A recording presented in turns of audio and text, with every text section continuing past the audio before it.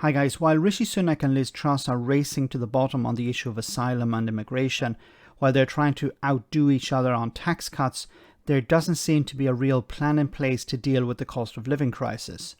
Boris Johnson, who is currently Prime Minister, has said he will do nothing different while he remains in number 10. And we have the news that energy bills could hit £500 a month at the beginning of next year.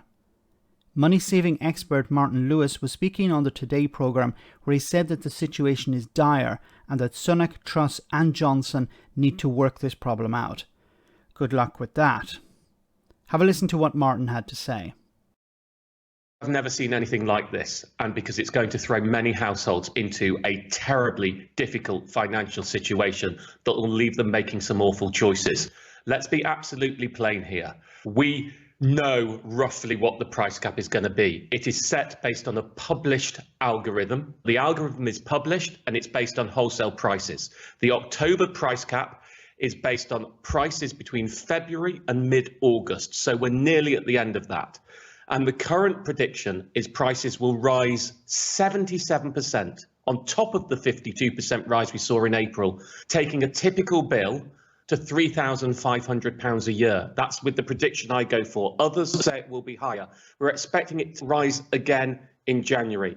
Now, what that means, and just listen to this, that means year on year, from last October to this October, a typical house will be paying £2,300 a year more on their energy bills alone.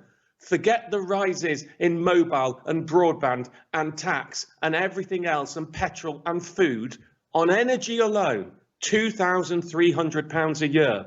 And the package that has been put out so far to help the poorest homes who have the least financial resilience is a maximum £1,200. Now, the 2,300 minus 1,200 is £900 extra. That is not sustainable for the poorest homes. Now, by the 5th of September, when we have a new Prime Minister, we will already be absolutely in the mire of this. And as I'm on your show and it sets the agenda, let me make a call. Rishi Sunak, Liz Truss, Boris Johnson, if you're listening, please go and sit in a room together, make a collective decision now of what help you can give and make an announcement to forestall the mental health damage this is coming across the country. We cannot wait till the 5th of October. There needs to be action now. You're all in the same party. You should be able to work out some unifying policy, something for heaven's sake. So sit in a bloody room, decide what you're going to do together, take a little bit of collective action and give the panicking people across the country a little bit of respite from this.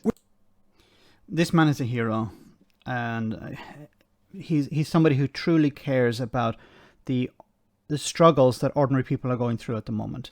The idea that bills are going to cost £500 a month is completely unsustainable. And even with the support, as he pointed out here, is £1,200, it's not enough to cover the rising cost. And this is just energy prices. As he said, this is not including rising prices of food and mobile and internet and council tax and all of these other things. This is a dire situation, and what you need is true leadership. And unfortunately, the person in charge, Boris Johnson, prefers to be playing soldier, playing pilot, messing about. There's a real crisis here, and Boris Johnson is just enjoying the last few days and weeks of his time in number 10. This is absolutely absurd.